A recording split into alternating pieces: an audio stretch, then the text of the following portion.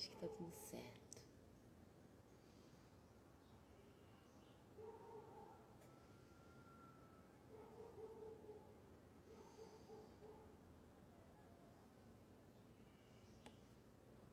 Oi, gente. Apertando uns botõezinhos aqui. Faz muito tempo que eu não venho ao vivo, mas eu tava atendendo uma família agora, e aí a dúvida que essa família me apresentou é muito recorrente, então eu senti que seria oportuno trazer aqui pra vocês. Essa família está no Canadá, a bebezinha se chama Rebeca e tá com 8 meses, quase 9 meses. E aí a Cristina e o Maurício, que são os pais da Rebeca, me relataram o seguinte, que sempre praticaram higiene natural, né, desde ali do nascimento, desde o nascimento. Quando chegou a introdução alimentar ficou um pouco mais difícil e agora que a Rebeca tá ali com 8 meses, eles estão perdidos na prática. Então, assim, acontece aí com alguém de vocês? Se acontece, eu queria que vocês colocassem aqui pra gente interagir sobre isso.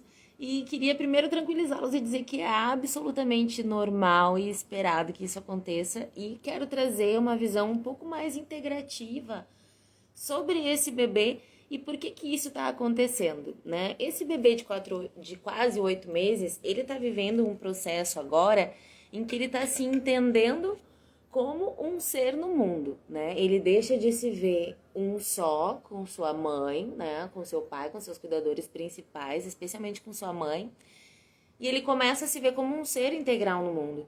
E aí entra, inclusive, a angústia da separação, que é o quê? Quando a mãe não consegue virar as costas para esse bebê ou ir na peça ao lado para colocar uma roupa no cesto de roupa suja, que esse bebê entra em desespero, como se tivesse sido abandonado. Acontece aí com vocês? Outra coisa que está acontecendo com esse bebê. É um bebê mais verticalizado, porque ele já aprendeu a se agarrar nos lugares, né? É um bebê também mais livre, porque ele já aprendeu a se locomover pela casa de alguma maneira, seja se arrastando, seja se agarrando, né? É um bebê que está vivenciando processos digestórios mais intensos também, porque ele saiu daquele processo do aleitamento materno, né, ou artificial exclusivo e entrou na introdução alimentar, então com a oferta de alimentos mais rígidos, mais sólidos, então seus processos digestivos são mais intensos, né? O seu corpo precisa de mais energia para isso. Então, assim, são vários fatores e várias questões que acontecem na vida desse bebê que não são só simplesmente comer, dormir, eliminar, né? E outra coisa, aí a gente precisa ver também como que estão esses pais, né? Como é que estão esses pais de um bebê que hoje tem 8 meses? São pais que viveram a gestação na pandemia, né? São pais que estão mais isolados do mundo, querendo ou não. São pais que estão, só pelo simples fato de praticarem higiene natural, são pais que estão no movimento contra sistema, né? Então é difícil achar, inclusive, a sua tribo para trocar ideia e achar que aquilo é natural. Então são pais que são vistos como deslocados da sociedade, como exagerados, como superprotetores, né? E até como loucos. Dá pra dizer que sim, tem alguém que passa por isso, então comentem aqui pra eu saber se acontece com vocês também. Então, assim, seria muito fácil eu pegar e dizer assim, olha, gente, vocês fazem o seguinte, vocês pegam a Rebeca em tal horário, em tal momento, faz assim, faz assado. Só que não é só isso, né?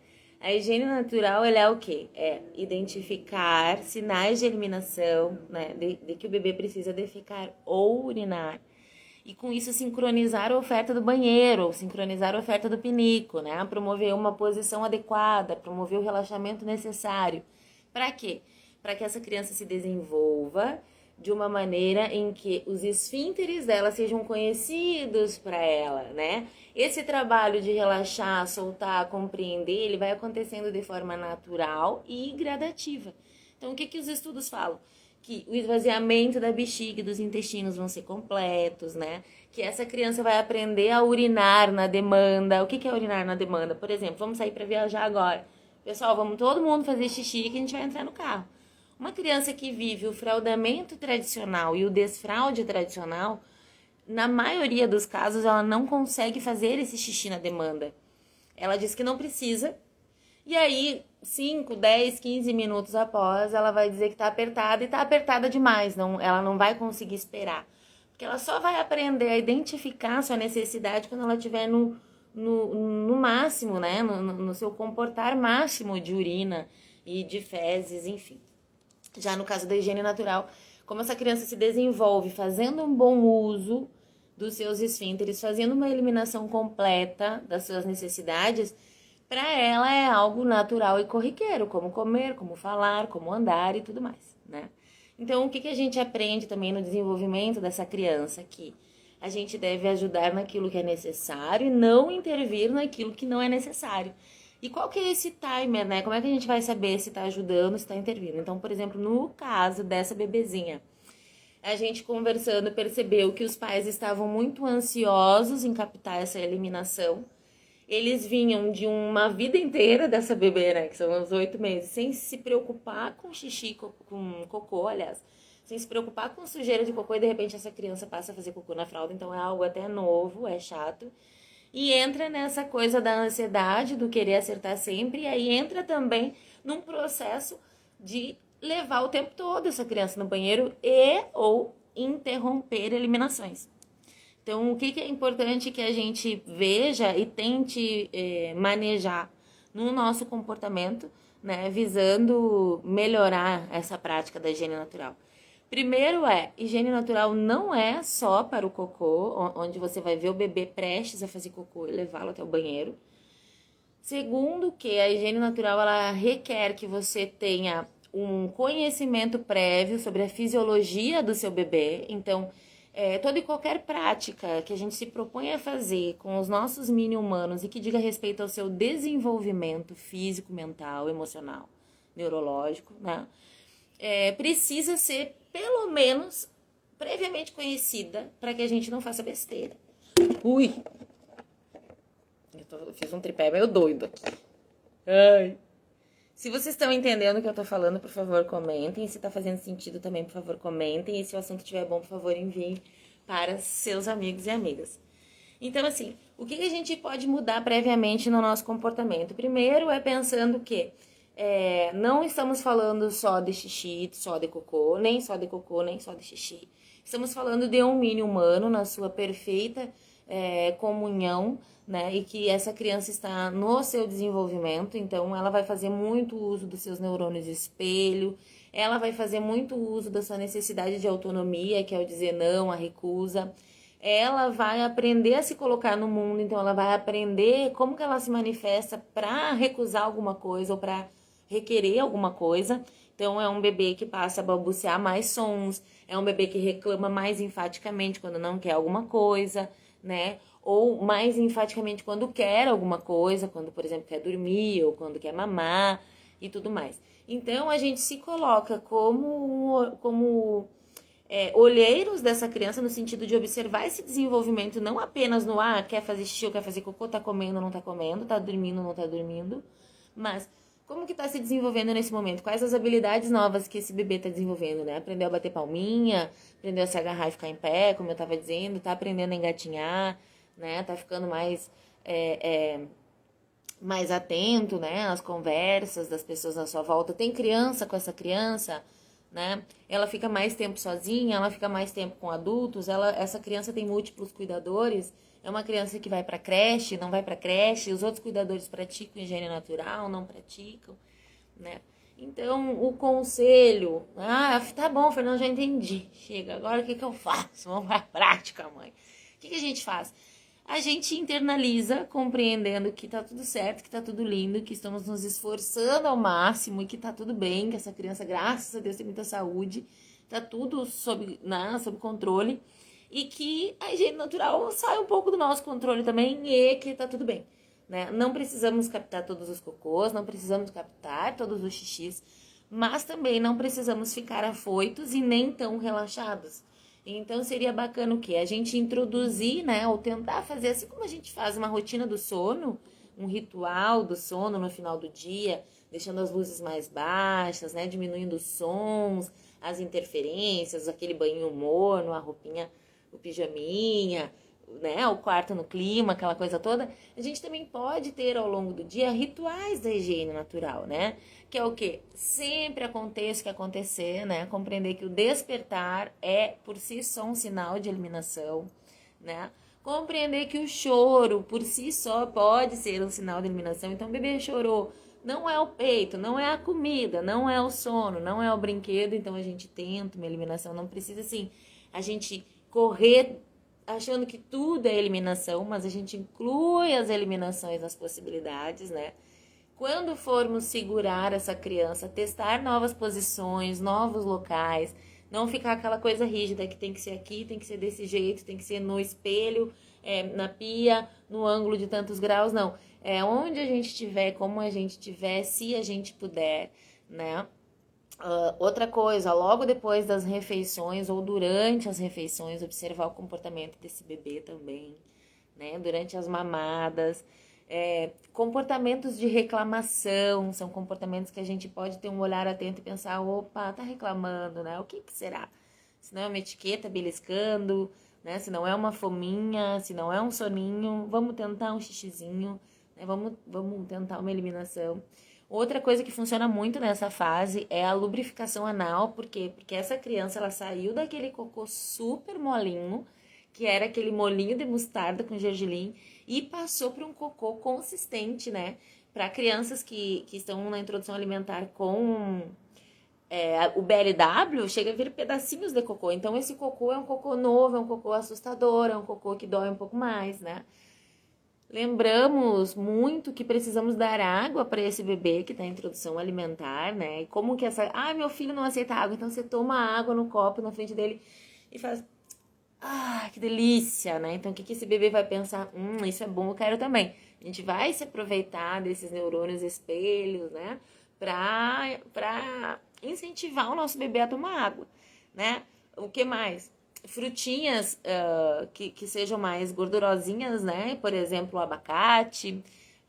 O que mais? Oleaginosas a gente também pode dar. A gente pode dar uma bananinha amassada com uma nozinha esmagadinha, né? Aveia, laranja, né? Experimentar novos alimentos, apostar nos alimentos naturais, nos vegetais de cor verde escura também, que vão vir com bastante ferro, né? E aí, só que aí, por que a gente precisa ter uma leitura prévia? Por que a gente precisa compreender um pouquinho da fisiologia? Porque não adianta eu dar um alimento bem ferroso se eu não complementar com uma vitamina C, por exemplo. E também não vai adiantar eu dar a vitamina C se eu não complementar com a D, que é o quê, basicamente? Você dá um feijãozinho pro seu bebê, logo depois uma laranjinha e bora tomar 5 minutos de sol, né? Então seria a gente trabalhar com a natureza a nosso favor e com a fisiologia do nosso bebê a nosso favor, né? A gente passa a compreender os ciclos, o ciclo do dia, o ciclo do sono, o ciclo da amamentação, o ciclo da eliminação e vai ficando mais fácil. Então, assim, outra coisa, para não me estender muito, para não ficar aquelas lives demoradas, que ninguém aguenta e que fica enrolando um monte de coisa. Eu tenho muitos conteúdos em que eu já falo sobre a regressão, inclusive aqui no Instagram tem uma postagem que é sobre a regressão dos 9 meses, então que é mais ou menos nessa fase aí que a gente está conversando. Tem também no blog, né, postagens como, por exemplo, greve de pinico, né, regressão na higiene natural, e nos 3 livros também vocês vão encontrar informações recheadas que vão trazer esse conhecimento sobre a fisiologia. Como é que funciona? Como é que funciona o xixi? Como é que funcionam os esfínteres uretrais? Como é que funcionam os esfínteres anais? Como é que funciona o padrão biológico? O tempo de digestão, né? Como é que é a posição adequada? Como que eu posso me comportar? Então, tudo isso vocês vão encontrar de forma gratuita nos materiais que eu produzo, né? E também, se quiserem aprofundar um pouco mais, tem os livros super acessíveis, o curso completo também. E caso vocês queiram ter essa oportunidade da gente ter uma conversa no tete a tete, como aconteceu hoje com os pais da Rebeca, em que a gente fica entre 1 hora e meia conversando, conhecendo a história, depois a gente vem pro WhatsApp, eu fico com uma assistência remota ali mais uns dias, vocês podem também experimentar, contratar consultoria, tá? Eu tô com saudade de vocês, espero que vocês tenham gostado dessa live curta e que interajam mais, conversem comigo, comentem nas postagens, chamem no direct, que a gente tá aqui para isso. Deixa eu ver se tem alguma questão que passou, eu fico meio distraída. Então, vou ver rapidinho aqui, senão eu já vou logo desligar, porque a filhota tá chegando da escola. Deixa eu ver. Aqui, Ohana Jéssica, meu bebê tem 23 dias, tô aprendendo muito nessa live. E que massa, olha só. Quando o bebê é bem novinho, é mais fácil do que quando o bebê já cresceu. Que no caso da Rebeca, que é a bebê que a gente comentou aqui na live, ela se desenvolveu praticando higiene natural, era algo que também já era conhecido para ela. Então chega uma fase que esse bebê meio que, tá, isso aqui eu já sei, quero aprender coisas novas. Já um bebê de 23 dias é um bebê que acabou de sair do útero, tudo é novo, né? Então, tudo que você conseguir introduzir nessa criança já a partir daí vai se tornando fácil para ela e gradativo, né? Então, assim, esse bebê de 23 dias é o perfeito bebê CBD, o come, bebe, dorme, né? Então, se ele não estiver confortável, se esse bebê não estiver bem e está apresentando algum tipo de desconforto, reclamação, sinais de cólica, né, indigestão, briga com o peito, chora demais, se contorce, chuta muito, acorda muito, chora excessivamente, tudo isso são sinais de que esse bebê provavelmente está precisando eliminar. Então, se desde aí você também consegue engrenar numa rotina da higiene natural, né? Sempre que acordar, já põe no pinico, logo depois que mama, põe no piniquinho. Quando apresenta sinaizinhos, você põe no piniquinho. Lembra de comunicar, né? Você precisa fazer xixi, filha. Relaxa, a mamãe tá aqui. Um carinhozinho na mãozinha, nas costas, no pezinho, né? É cocô que você quer, bebê? A mamãe tá aqui. Pode fazer. A mãe tá aqui, né? Porque é uma coisa que dentro dessa criança tá mexendo no sistema nervoso central. Então essa criança precisa de respaldo, de tranquilidade, de amor, de carinho e de saber que tá tudo bem o que ela tá passando. Não é um crime, não é errado, não precisamos esconder, não precisamos explodir na fralda, deixar vir até o pescoço, resolver depois. A gente pode resolver junto, desenvolver essa comunicação e com isso promover, né, um desenvolvimento saudável para o nosso bebê desde o nascimento. A Fer Marques, que é família do curso completo, né, Fer? Por aqui, meu filho, 1 ano, 7 meses e seguimos na higiene natural. A Fer provavelmente já passou por todas essas fases que a gente está falando e sabe que tem muitas fases, né? Então, por isso que quanto mais a gente lê, quanto mais a gente se informa, quanto mais figurinhas a gente troca, mais fácil fica a prática da higiene natural e menos pesada fica no sentido, assim, de da gente se culpar ou se exigir demais, né? Porque é uma prática que vem para nos ajudar, né? Com a prática, ela melhora o sono do bebê, ela melhora a questão de assadura, constipação, né? Comunicação, vínculo, tudo. Então, só traz benefícios. A gente precisa ter informação e persistência para poder dar certo. Então, gente, eu agradeço demais a oportunidade. Quero explicar também que no segundo livro, que chama O Desfraude Guiado pelo Bebê, a gente está falando um pouco mais dessa questão neurológica do bebê, desse desenvolvimento, como que funcionam as sinapses neurais, né? Nos primeiros 2 anos dos nossos filhos, acontece o maior número de sinapses. Então, é aí que a gente precisa, né? Que é oportuno que a gente introduza conhecimentos, né? Então, não é à toa que se recomenda que desde a gestação, onde já estão acontecendo milhares de sinapses, a gente introduza música, literatura, arte, carinho, conversa, né? Então, assim, os nossos filhos, os nossos mini-humanos, eles nascem com seu sistema nervoso central completo, né? E eles nascem com o seu desenvolvimento completo, vai maturando, né? Com o tempo, vai aperfeiçoando, mas já nasce completo. Então, é aí que a gente tem que se valer. Outra importância da busca pelas informações é para que a gente não caia em fake news da internet, em terrorismo de perfis grandes ou de profissionais da saúde que vêm dizendo que o leite materno é fraco, né? Que o parto normal pode matar e que na higiene natural não se capta xixi. Quer dizer, a gente precisa ter informações de qualidade para conseguir separar o joio do trigo e compreender o que é verdadeiro e o que não é verdadeiro. Então, aqui, No perfil Bebê Sem Fralda vocês sempre vão ter não apenas informação de qualidade, como embasamento científico atualizado e tudo gratuito, traduzido e disponível para vocês. Então agradeço e preciso ir agora.